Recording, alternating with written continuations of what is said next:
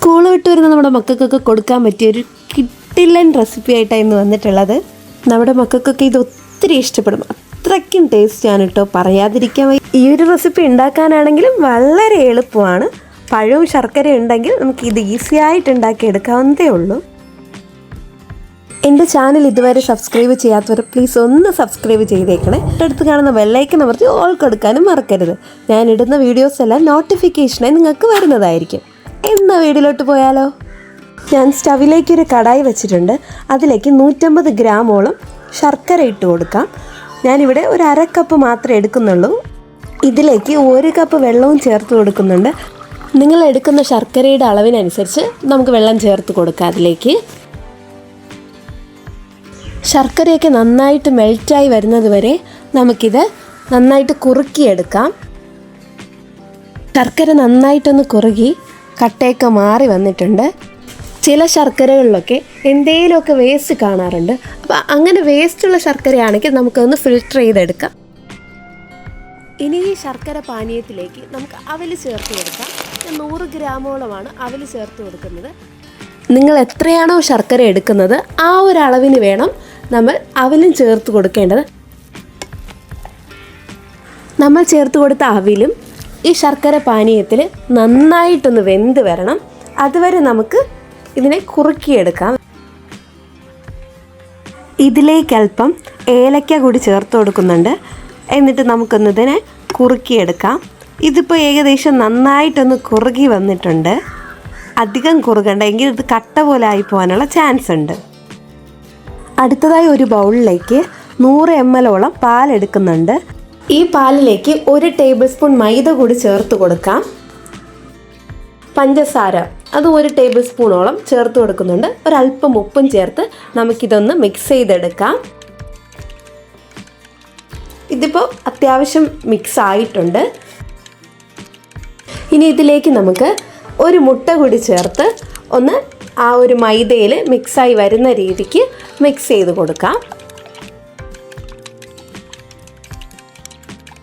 നന്നായിട്ട് മിക്സായി കിട്ടിയിട്ടുണ്ട്. ഇതിലേക്ക് ഒരല്പം ഏലക്ക പൊടിച്ചതും ചേർത്ത് കൊടുത്ത് ഒന്ന് ജസ്റ്റ് ഒന്ന് ഇളക്കി വയ്ക്കാം. ഇനി നമുക്ക് ആവശ്യമായ പഴം കട്ട് ചെയ്തെടുക്കാം.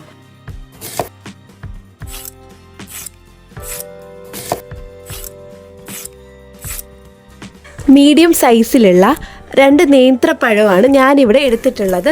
നിങ്ങൾക്ക് വേണമെങ്കിൽ പഴത്തിൻ്റെ അളവ് കൂട്ടുകയും കുറയ്ക്കുകയൊക്കെ ഇഷ്ടമനുസരിച്ച് ചെയ്യാവുന്നതാണ്. പഴം ഞാൻ സ്ലൈസ് ചെയ്താണ് എടുക്കാൻ പോകുന്നത്.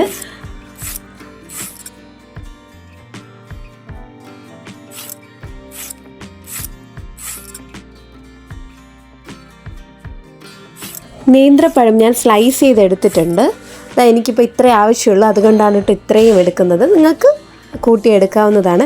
ഇനി ഒരു പാനിലേക്ക് നമുക്ക് കുറച്ച് നെയ്യ് ചേർത്ത് കൊടുക്കാം. നെയ്യ് ഒന്ന് സ്പ്രെഡ് ചെയ്തെടുക്കാം. എല്ലായിടത്തും ഒന്ന് പറ്റുന്ന രീതിയിൽ നമുക്കിതൊന്ന് സ്പ്രെഡ് ചെയ്ത് കൊടുക്കാം.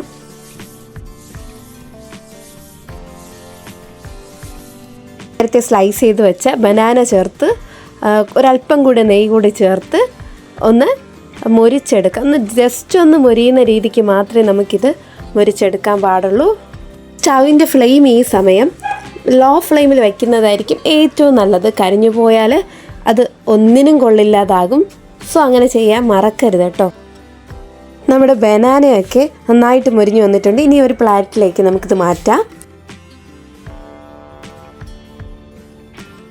നേരത്തെ ബനാന ഫ്രൈ ചെയ്ത പാനിലേക്ക് തന്നെ കുറച്ച് നെയ്യ് ഒഴിച്ചു കൊടുത്തിട്ട് ഒന്ന് സ്പ്രെഡ് ചെയ്ത് കൊടുക്കാം. ഇനി പാനിലേക്ക് നേരത്തെ തയ്യാറാക്കി വെച്ച മുട്ട മിശ്രിതം ചേർത്ത് കൊടുത്ത് ഒന്ന് ദോശ പോലെ ആക്കിയെടുക്കണം. അതൊന്നൊരല്പം വെന്ത് വന്ന ശേഷം നമുക്ക് ബനാന ഒന്ന് അതിന് പുറത്തായിട്ട് വെച്ച് അടുക്കി കൊടുക്കാം.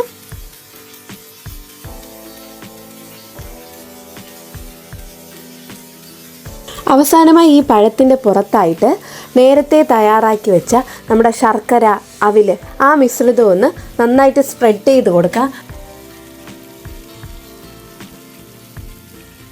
നമ്മുടെ പഴത്തിന് മൊത്തമായിട്ടൊന്ന് കവറായി വരുന്ന രീതിയിൽ വേണം അത് സ്പ്രെഡ് ചെയ്ത് കൊടുക്കേണ്ടത്.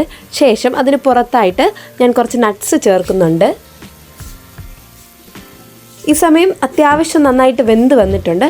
നമുക്കിതൊന്ന് ഫോൾഡ് ചെയ്തെടുക്കാം.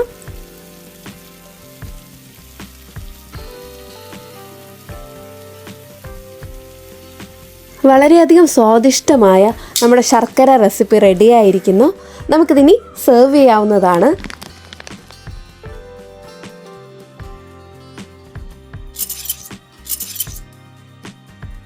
കട്ട് ചെയ്തത് കാണുമ്പോൾ തന്നെ നാവിൽ വെള്ളം ഊറുകയാണ്. അത്രയ്ക്കും ടേസ്റ്റാണ് കേട്ടോ. പറഞ്ഞറിയിക്കാൻ പറ്റാത്ത തരത്തിലുള്ള ടേസ്റ്റാണ്. നിങ്ങളുടെ മക്കൾക്ക് ഇത് ഉണ്ടാക്കി കൊടുക്കൂ, അവർക്കിത് ഒരുപാട് ഇഷ്ടപ്പെടും. പഴമുള്ളത് കൊണ്ട് തന്നെ ആ പഴത്തിൻ്റെ നന്മ കൂടി ഫുഡിലൂടെ കിട്ടുകയും ചെയ്യും. എന്തായാലും നിങ്ങളിത് ട്രൈ ചെയ്യുക. വീഡിയോ ഇഷ്ടപ്പെട്ട എൻ്റെ ചാനൽ സബ്സ്ക്രൈബ് ചെയ്യാനും കൂടാതെ ലൈക്ക് ചെയ്യാനും ഷെയർ ചെയ്യാനും മറക്കരുത്.